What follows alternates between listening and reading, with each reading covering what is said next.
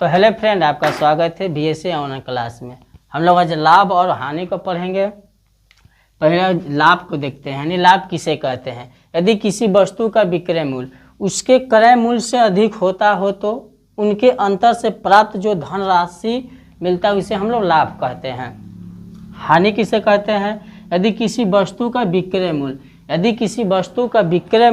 उसके क्रय मूल्य से कम हो, यानी उसको क्रय मूल्य से कम हो तो उनके अंतर से प्राप्त धनराशि को हानि कहते हैं। अब यह क्रय मूल्य किसे कहते हैं? यानी कोई भी वस्तु जिस मूल्य पर खरीदी जाती हो, किसी भी वस्तु को जिस मूल्य पर खरीदा जा सकता है उसे उसका क्रय मूल्य कहते हैं। आप देखते हैं विक्रय मूल्य किसे कहते हैं, यानी कोई भी वस्तु जिस मूल्य पर बेची जाती है उसे उस वस्तु का विक्रय मूल्य कहते हैं। लाभ हानि से संबंधित सभी सूत्र को देखेंगे। आप सभी सूत्र एक जगह देख लेंगे, तब उसके बाद में पारी पारा सवाल को करेंगे हम लोग। लाभ कब होता है? जब विक्रय मूल्य में से क्रय मूल्य घटता है तो लाभ होता है। यानी क्रय मूल्य से विक्रय मूल्य का होना चाहिए, ज़्यादा होना चाहिए, तब लाभ होता है। जैसे हम किसी सामान को 10 रुपये का खरीदे, उसे 15 रुपये का बेच दिए तो हम लोग को क्या हुआ? 5 रुपया लाभ हुआ, तो उसे तब लाभ होता है। अब विक्रय मूल्य निकालना होगा तो क्रय मूल्य प्लस क्या होता है? लाभ होता है। अगर विक्रय मूल्य निकालेंगे तो क्रय मूल्य निकाल कर और प्लस लाभ जितना हुआ होगा उसको जोड़ देंगे तो निकल जाएगा। अगर विक्रय मूल्य फिर निकालेंगे तो विक्रय मूल्य हानि में जब निकालना होगा तो क्रय मूल्य माइनस हानि घटा देंगे। जितना दिया रहेगा कितना हानि है तो हम क्रय मूल्य निकाल लेंगे, उसके बाद हानि को घटा देंगे। अब प्रतिशत लाभ निकालना होगा तो लाभ गुणे 100 बटा में क्रय मूल्य होता है, यानी लाभ गुणे 100 बटा में क्रय मूल्य होगा। अब फिर क्रय मूल्य निकालना होगा लाभ में तो विक्रय मूल्य गुणे 100 और बटा में 100 प्लस प्रतिशत लाभ हो जाएगा। जितना प्रतिशत लाभ दिया रहेगा वो बटा में हो जाएगा। और विक्रय मूल्य गुणे 100 बटा में 100 प्लस लाभ प्रतिशत। या इसी का अलग एक और सूत्र होता है, यानी विक्रय मूल्य गुणे 100। यदि हानि में हो तब, यानी हानि हो रहा है तब विक्रय मूल्य गुणे 100 हो जाएगा और 100 प्लस हानि प्रतिशत हो जाएगा। यानी सौदे में हानि हो यदि सौदे में लाभ हो। आगे देखते हैं, अगला है अगर क्रय मूल्य का होगा, दूसरा वाला है ये तो बता दिए। अगर क्रय मूल्य का विक्रय मूल्य में से इसको घटाएंगे, अगर विक्रय मूल्य में से का माइनस को घटाएंगे तो क्रय मूल्य निकल जाएगा। हानि है, हानि निकालना होगा तो क्रय मूल्य में से विक्रय मूल्य को घटा देंगे। क्रय मूल्य अगर निकालना होगा तो विक्रय मूल्य प्लस हानि कर देंगे, निकल जाएगा। और प्रतिशत हानि निकालना होगा तो हानि गुणे 100 बटा में क्रय मूल्य हो जाएगा। जैसे 10वां है विक्रय, 10वां सूत्र देखते हैं। विक्रय मूल्य क्रय मूल्य गुणे 100 प्लस लाभ प्रतिशत बटा में 100 हो जाएगा, यदि सौदे में लाभ हो तो या सौदे में हानि हो तो। ये इसका सूत्र है। पहला सवाल को देखते हैं। देखो, सोनू एक पुस्तक 500 रुपये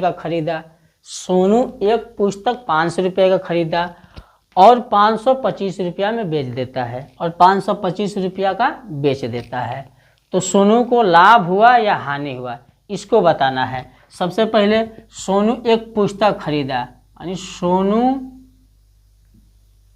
एक पुस्तक खरीदा मतलब क्रय मूल्य हो जाएगा, बराबर कितना खरीदा? 500 रुपये का। चलिए ठीक है, ये 500 रुपये का खरीदा और बेचा कितना में है वो, तो उसका विक्रय मूल्य कितना हो जाएगा? उसका विक्रय मूल्य हो जाएगा 525 रुपया। तो जाहिर सा बात है, 500 को खरीदा और 525 रुपये को बेच दिया तो हम लोग को लाभ हुआ, सोनू को क्या हुआ? लाभ हुआ। तो लाभ बराबर सूत्र लगा दे रहे हैं। लाभ बराबर सूत्र होता है, यानी विक्रय मूल्य और माइनस होता है क्रय मूल्य। तो विक्रय मूल्य कितना है? 525 है और क्रय मूल्य कितना है? 500 है। तो 525 में से 500 घटेगा, 25 बचेगा, यानी लाभ बराबर हम लोग को निकल गया आंसर 25 निकल गया। यानी सोनू को कितना लाभ हुआ? 25 रुपये का लाभ हुआ। ऑप्शन नंबर सी हो जाएगा। सुरेश ने एक गाय 2500 में खरीद कर उसे 2800 रुपये में बेच दिया, तो सुरेश को कितना लाभ हुआ? सबसे पहले गाय कितना खरीदा, हल में देखेंगे। हल मतलब सुरेश ने एक गाय 25 रुपये में खरीद कर, यानी हम लोग को क्रय मूल्य कितना हो गया, क्रय मूल्य, यानी क्रय मूल्य बराबर हो गया 2500 रुपया। 2500 रुपया हो गया। उसको बेचा कितना में, तो उसको 2800 रुपये में बेचा, यानी विक्रय मूल्य। बेचने वाला को विक्रय मूल्य कहते हैं। विक्रय मूल्य कितना में बेचा, 2800 रुपया में बेचा, 2800 रुपया में। तो सुरेश के कितना रुपया लाभ हुआ, जाहिर सा बात है 2500 को हम गाय किन के लाया और 2800 को बेचा, तो जाहिर सी बात है कि लाभ होगा। लाभ बराबर सूत्र होता है विक्रय मूल्य, विक्रय मूल्य माइनस क्रय मूल्य होता है, क्रय मूल्य। विक्रय मूल्य कितना है, 2800 रुपया है, और माइनस क्रय मूल्य कितना है, 2500 रुपया है। तो बचेगा कितना, 2800 में 2500 का 300, यानी लाभ हुआ सुरेश को 300 रुपये का। लाभ हुआ सुरेश को 300 रुपये का। 300 रुपये में खरीद कर लाई गई वस्तु को, यानी 300 रुपये में खरीद कर लाई गई वस्तु को 250 रुपये में बेच दी गई तो हानि ज्ञात करें। इसको हम लोग हल करेंगे।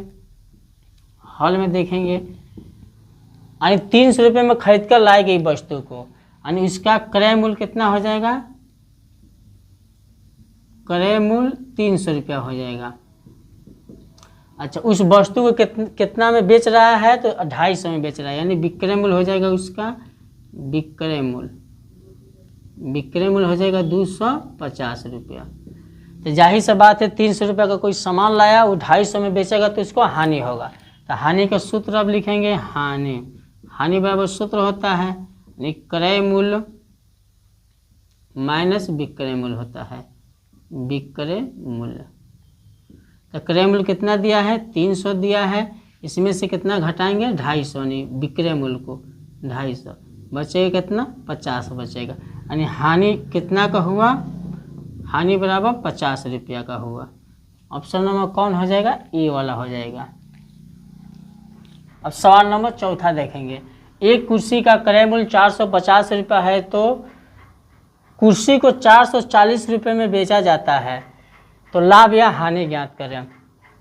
हल में लिखेंगे, सबसे पहले दिया का है एक कुर्सी का क्रय मूल्य, यानी क्रय मूल्य, क्रय मूल्य बराबर दिया है 450 रुपया, और कुर्सी को 440 रुपये में बेचा जाता है, नहीं विक्रय मूल्य बराबर हो जाएगा 440 रुपया, विक्रय मूल्य बराबर 440 रुपया हो जाएगा।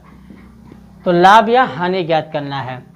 किसी कुर्सी को 450 में खरीदा गया और 440 में बेचा गया तो हानि होगा। तो हानि बराबर सूत्र लगा देंगे।